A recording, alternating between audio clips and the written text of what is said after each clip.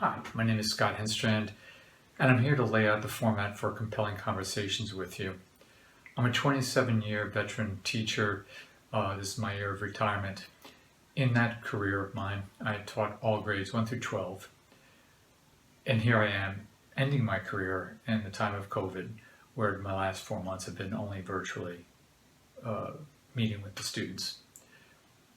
What I have found in that time is that whether you're online or in the classroom with students, the main focus for a curriculum should be the compelling discussions you can have with your students.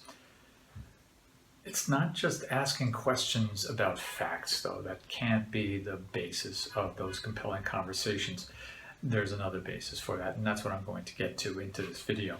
I'd like to read a quote for you. Actually, it's from Heraclitus. He's a pre-Socratic philosopher, and it sort of lays out what the intent of a compelling conversation is in a classroom.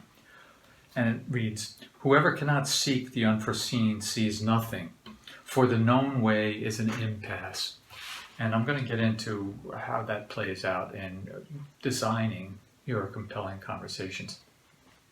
Now, I'm going to make a claim here. Test it all you want. But I'm going to say that education, at least in its current trending, tends to see students as a material to be measured rather than as persons emerging and struggling to understand the world around them. And that's a big mind shift to take on that, rather than to always measuring students for, are they getting ready to just pass a test or to pass that essay. Now, compelling questions and compelling conversations have happened at all grade levels that I have taught in. And I want to give you some examples of student discussion at 2 different grade levels. I'd like to start with 3rd grade. That was the first year of teaching for me. And naively, I think I dove into designing a curriculum that involved compelling conversations right away.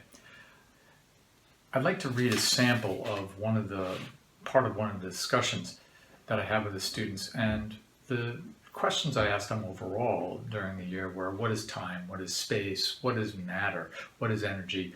What is gravity? And who or what is God?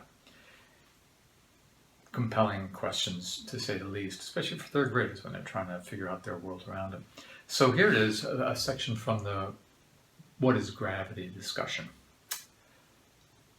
"I think I just found out what gravity is about 10 minutes ago." Everyone yells, "Tell us." "I think gravity is heat because the sun is hot and the Earth's core is hot. Gravity is an unusual type of heat. Let's say it is a hot day. On those days, you feel more tired." "I agree with Anne, because when you walk up the stairs, you get tired." "I sort of agree with Anne, but how could heat be the only thing that is in gravity? Something has to absorb heat, but I'm going to counter Anne and Kwame. How come in a pool you can float, but in a sauna you sink?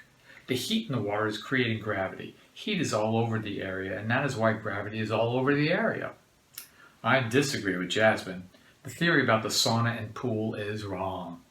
You have air in you, and the air is light enough to float in water." What I see in this conversation is the students are grappling with the science of what is happening here and the experience around them. But they're really putting out their thoughts without with taking the risk with their thoughts, and they're exchanging their ideas with each other. As you see, they mention their names with each other. It's not important that they're getting the science right, though. It's about, are they searching for something, a truth, in their own experience? That is one of the key points that I want to make as we move through this video. Now, the second example I have is from a high school class I just had virtually this year. And it was a philosophy class, a philosophy of freedom. And the students were studying different philosophers. And this comes from a statement from a student in a discussion where I asked, "What has been your favorite philosopher so far?" And she has chosen Martin Heidegger. And here's what she says. "Heidegger talks about humans running away from being, which is what he called das Nicht, which translates to the nothing. We forget that all beings are connected. We can start seeing this as civilization becomes more sophisticated. The Industrial Revolution comes to mind because that is when people began to mass produce everything from food to clothes to furniture, completely disregarding their surroundings, such as the environment. Humans are selfish and forget that we share this earth with other living beings. A way to combat that selfish mentality is to step out of our daily routines that blind us from the reality of the state of the world. Once we are out, we can see everything, meaning that we can create a connection with the environment we are in and change our habits. Essentially humble us. I do this as a matter of fact when I leave the city and go upstate to the farm. I am far away from the system I am so used to being in. The routine that I have in the city is totally different from being on the farm. In the farm, I am immersed with my surroundings since I have no outside distractions. Here's a student again who's taking the thinking of Martin Heidegger and applying it to her own experience. She happens to be a student from Mexico whose family has a farm outside of the city, and they live in the city also, and she goes there regularly to work on the farm with her family. Now, it's quite beautiful, I think. Now, what gets in the way of having conversations like this, where students are grappling with their experience in the environment and really searching for some kind of truth within it? What gets in the way quite often is the adults themselves. So we have to, also, as we adults are facilitating these discussions by asking the compelling questions, we have to understand what our own mindsets are. So here, I want to give you two. I'm going to give you examples of them. The students are not developmentally ready to engage in deep conversations like this. They're just not ready. Example, third grade parents from those same students that I just read out from. They came in for curriculum night and I discussed with them about how the curriculum is based on like these philosophical discussions that are going to guide our work through the year. And they go, isn't that cute? I wonder what cute things the students are going to say. And I said, well, let's take a look at one of the discussions, what the students said. I've printed it up and I've hidden it behind the paper up there because first, why don't we have the discussion that the students had? What is gravity? And they went ahead and they hesitated coming into it first. It was hard for them to take the risk. And then finally they got rolling because they were remembering what gravity was from what they learned in school. I then said, well, let's take a look at what your students said. I took down the covering off the reading and they looked at it and they go, oh my God. And the thing they recognized and realized is that the students were talking viscerally from their experience. They weren't trying to remember what's right or wrong or what's the right answer in science. They were experiencing this struggle about what is gravity, where the parents were trying to remember something, and the parents realized that the discussion of the students was much more vital than the one they had. Second example, when I first proposed to have an elective in my school, which is Title I school, in philosophy of freedom, my principal said, you know what, students are not going to be interested in that. They're mostly interested in being on the phone and just getting their work done and minimally engage in what they can. I said, why don't you let me try? So I did. I got 15 kids first signed up for the elective, and my principal goes, not many students. And then within 2 to 3 weeks, there were a bunch of students from the student body who didn't have the course who all of a sudden saying, how can I get in? They came to the principal, I want to get in that course. I hear it's great. The discussions are amazing. I want to get into it. So the principal realized that she was underestimating what the students would want to do. And the parents were underestimating their third grade students about what their students were capable of and how they approached living and struggling with these questions. Now, what are the questions that are the foundation for compelling conversations? They're the basic philosophical questions. And all questions you ask can fit into this framework, whether it's you're teaching big history or world history, a mathematics course, an English course. They can fit in a science course. So the compelling foundations that I came up with for myself were like, what is real? especially thinking about this day and age when we're talking about fake news so much. What is fair? What is the right way to live? What is beauty? What is my purpose in the world or in the group? And what is freedom?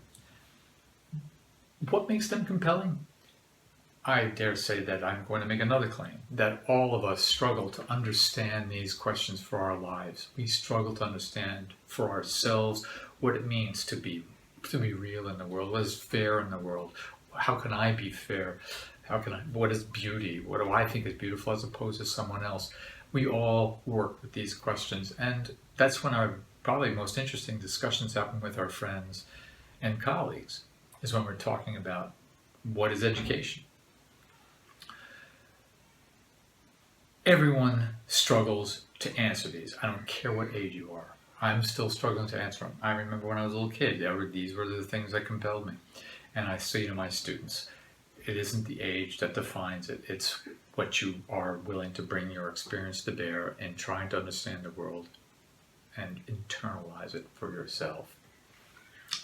Now, what is the approach you take for creating these conversations? It's really another mindset shift, and it's seeing all students as fellow persons in pursuit and the search for truth.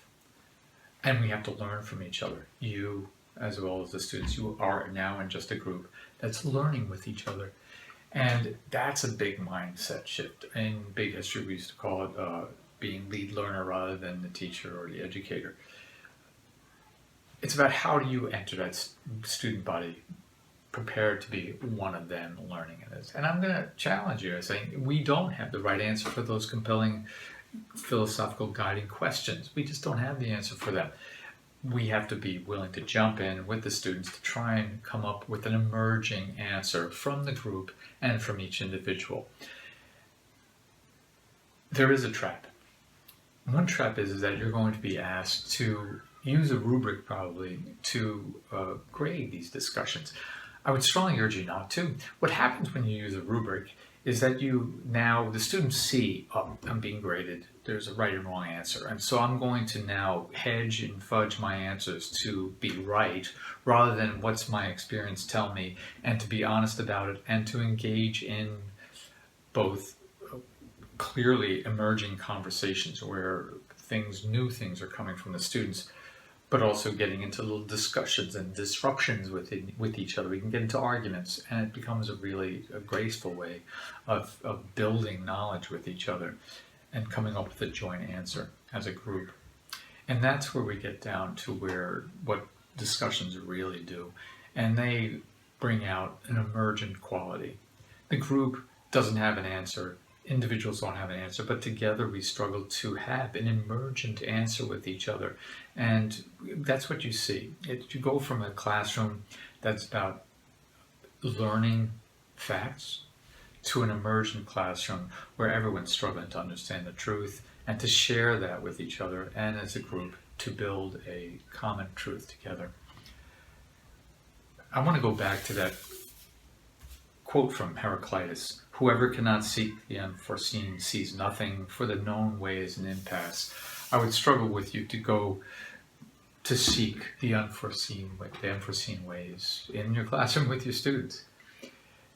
Get in there, join in the conversations with them, facilitate them, and at some point when the students really trust it, they can facilitate themselves and you can just be one of the members of the group, emerging into a truth that the group discovers together in a compelling conversation.